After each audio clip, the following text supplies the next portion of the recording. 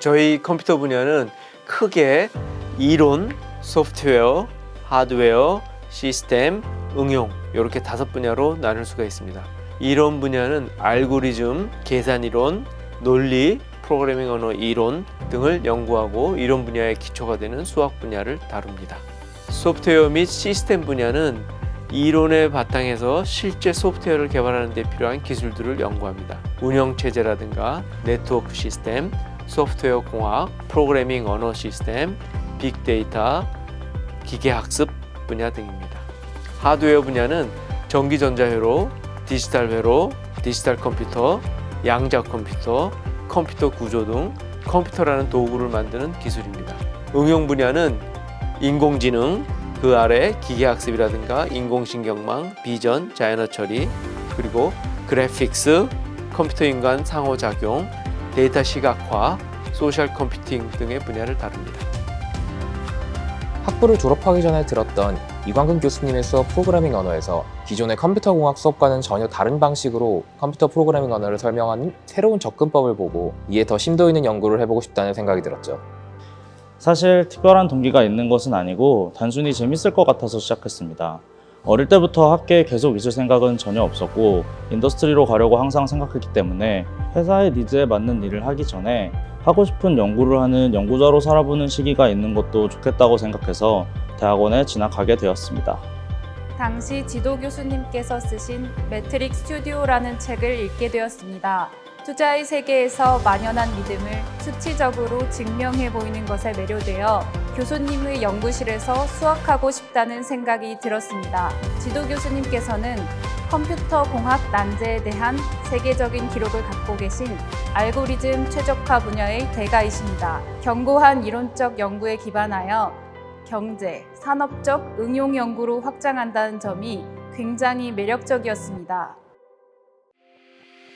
소위 4차 산업혁명을 이끄는 엔진 기술이 컴퓨터 과학과 컴퓨터 공학입니다. 그래서 이런 컴퓨팅 기술은 보편 학문의 성격을 점점 띠고 있고 모든 분야의 성과를 바탕으로 자라며 모든 분야를 살찌웁니다. 컴퓨터 과학, 컴퓨터 공학을 공부한다는 것은 이런 겁니다. 모든 분야에 공헌하는 공부가 되고 4차 산업혁명의 핵심 엔진을 공부하는 것이고, 그리고 이 분야는 아직 미숙하기 때문에 우리가 해낼 성과들이 너무나 많이 남아 있습니다. 학부 과정은 기초교육의 연장선상에서 다소 학습 범위가 어느 한 전공으로 좁아지기는 하지만 여전히 상당히 넓은 영역에서 두루뭉술하게 공부를 하게 되죠. 반면 대학원에서는 그 전공에서도 상당히 좁아지는 어느 특정한 분야에 파고들기 때문에 학부 때처럼 지식을 배우는 것뿐만 아니라 자신이 어떤 지식을 배워야 하는지를 직접 고를 수 있어야 하죠. 대학원과 학부의 가장 큰 차이는 본인이 문제를 정의해야 한다는 부분이라고 생각합니다. 대학원 공부의 가장 어려움이자 학부와의 큰 차이라고 느껴지거든요. 또한 컴퓨터 공학, 특히 자연어 처리 분야는 최근 엄청난 속도로 기술이 개발되고 있어서 연구의 트렌드를 잘 파악하는 것이 매우 중요한데 이러한 트렌드를 파악하는 노력 또한 학부 공부와 큰 차이로 느껴지죠. 프로그래밍을 해보신 적이 있으시면 잘 아시겠지만 컴파일이나 실행 이전에 몇 번이고 타입이 맞지 않는다거나 여타 문법에 오류가 있다며 세그멘테이션 폴트가 뜨는 걸 볼 수 있죠. 숨은 오류가 있는 프로그램을 디버깅하는 것보다는 아무래도 시작 전에 어디가 문제인지를 확인하고 수정할 수 있는 디버깅이 훨씬 수월하죠. 그래서 저는 현재 프로그램이 실행되기 전에 이 프로그램이 올바르게 실행될 수 있는지를 분석하는 정적 분석이라는 분야에서 연구하고 있어요. 저는 자연어 처리 연구 중에서도 대형 언어 모델 관련된 연구를 하고 있습니다. 정말 쉽게 설명하면 요즘 많이들 사용하는 챗GPT와 관련된 연구를 한다고 이해하면 좋을 것 같아요. 저는 딥러닝 모델 중 하나인 트랜스포머를 이용하여 TSP 문제를 푸는 것에 대해 연구하고 있습니다. TSP는 순환 판매원 문제라고도 불립니다. N개의 도시가 주어질 때 한 도시로부터 출발하여 모든 도시를 한 번씩 방문한 다음 출발했던 도시로 돌아오는 가장 짧은 경로를 찾는 문제입니다. 간단해 보이지만 도시의 수가 늘어날수록 가능한 경로의 수가 급격하게 증가하여 해를 구하기 매우 어려워집니다. 이 문제는 컴퓨터 공학 분야의 난제 중 하나입니다. 트랜스포머는 딥러닝 모델 중 하나로 시퀀스 데이터를 처리하는 데 유용합니다. 잘 알려진 챗 GPT 또한 트랜스포머를 기반으로 한 대화형 인공지능 모델입니다. 트랜스포머가 자연어 처리 분야에서 큰 성과를 거뒀지만 TSP를 푸는데 직접 적용하기에는 아직 개선해야 할 부분이 많습니다. 저는 TSP 문제 특성을 고려한 트랜스포머 기반 모델을 개발하는 것에 대해 연구하고 있습니다. 자신이 하고 있는 연구를 다른 사람이 온다고 해서 마저 이어나갈 수 있을까 하는 생각이 들곤 하죠. 대학원의 연구는 학부과정의 전반적인 지식에 어느 정도 숙달된 것을 선행적으로 요구하며 여기에서 추가적으로 자신만의 분야에서 한정된 지식을 바탕으로 새로운 지식을 쌓아나가는 것이니까요. 그 연구가 성공하든 실패하든 이런 고도로 집중된 연구 분야에서 쌓은 경험을 다른 방식으로 쌓는 것은 거의 불가능하죠. 그나마도 사람들마다 연구 분야는 제각기 다르니까요. 그런 점에서 과연 제가 이후 관리를 누군가가 대체할 수 있을까? 하면 쉽지 않을 거라 생각해요.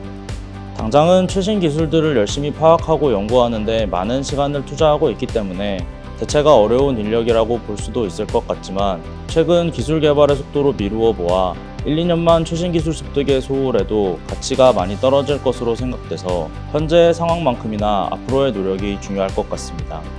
대체 불가능하다는 것은 없다고 생각합니다. 다만 대학원 과정을 통해 얻을 수 있는 장점이 분명히 있다고 생각합니다. 해당 분야의 전문가이신 교수님으로부터 전문가가 되는 방향으로 직접 훈련받을 수 있습니다. 대학원에서는 단기간에 결과를 내는 것보다 한 주제에 대해 긴 호흡으로 깊이 있게 탐구하게 됩니다. 이 과정에서 다양한 시행착오를 통해 살아있는 경험적 지식을 습득할 수 있습니다.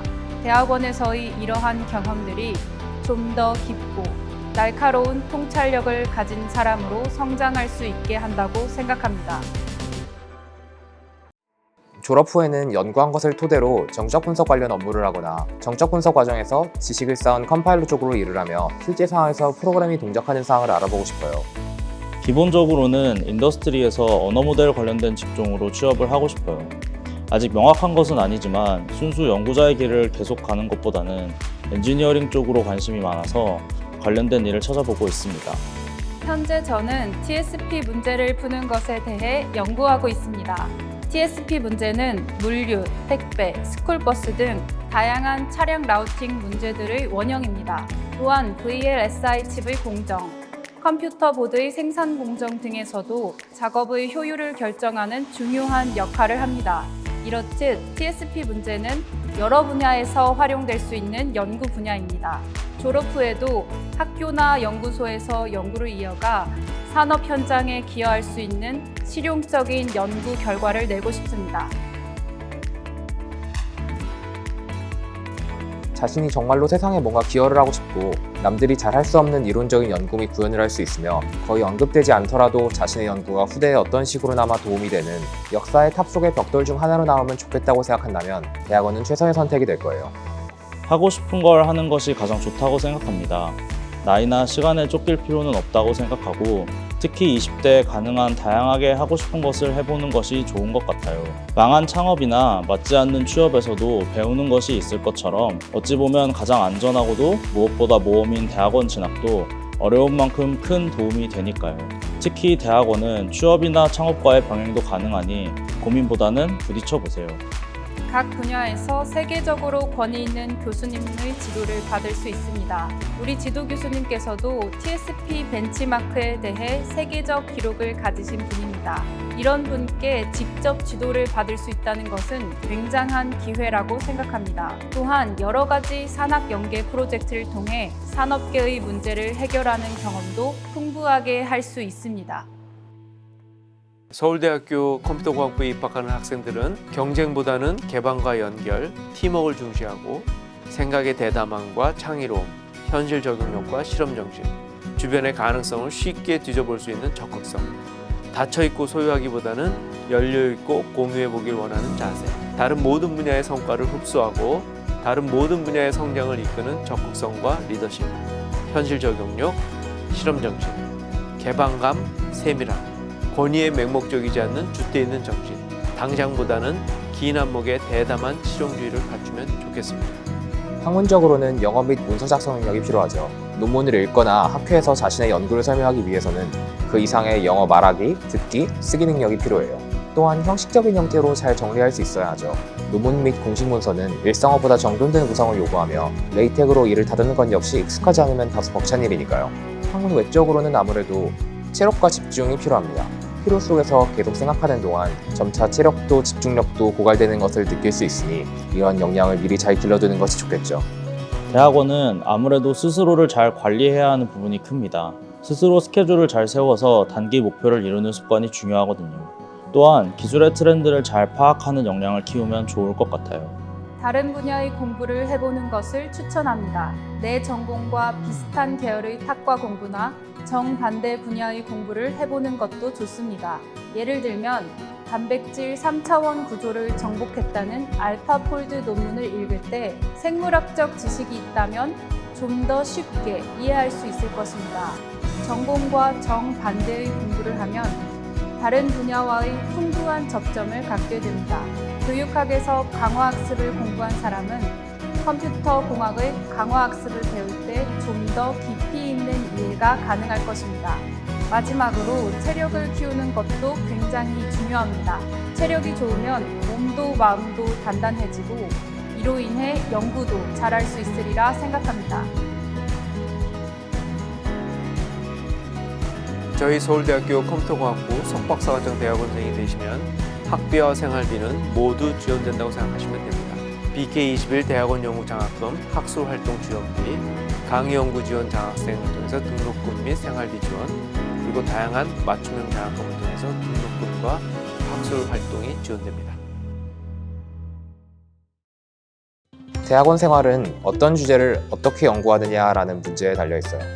자신의 연구 분야에서 어떤 주제들이 연구되고 있으며 어떤 진전이 있었는지 파악할 필요가 있고 그 주제에 어떻게 접근하며 또 다른 주제에서의 접근법을 어떻게 적용할지 생각할 수 있어야 합니다. 그리고 이러한 것들은 오랜 종합적 경험치와 수월성으로부터 가능하니까 서울대학교 컴퓨터공학부는 좋은 선택이라 할 수 있죠. 아무래도 우수한 교수진 및 학우들, 그리고 그것을 잘 보여주는 논문 실적 때문이라고 생각합니다. 세계적으로 인정받는 우수 학회나 저널에 등재되는 논문을 작성하는 수준의 연구실들이 아직 한국의 서울대를 포함한 소수의 학교를 제외하고는 잘 없는 상황이죠. 혼자 고민하며 진행하는 연구보다 서로 의견을 교환하며 좋은 연구로 발전하는 경우가 많기 때문에 우수한 사람들과 함께 연구하는 서울대 컴퓨터공학부라는 환경이 굉장히 큰 메리트라고 생각해요.